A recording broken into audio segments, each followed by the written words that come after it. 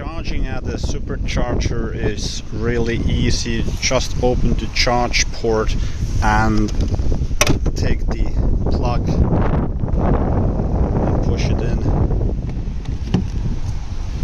And that's basically all you need to do.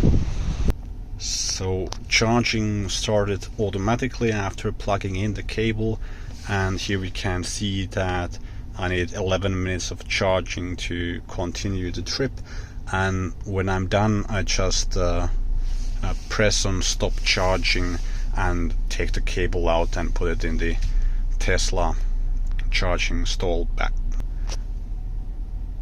And you don't have to do anything about the payment separately, because the charging stall identifies the Tesla, and if you have inserted your credit card details in the Tesla app, it will charge the payment from your credit card automatically. Or if you have free supercharging kilometers or miles, then those will be used first.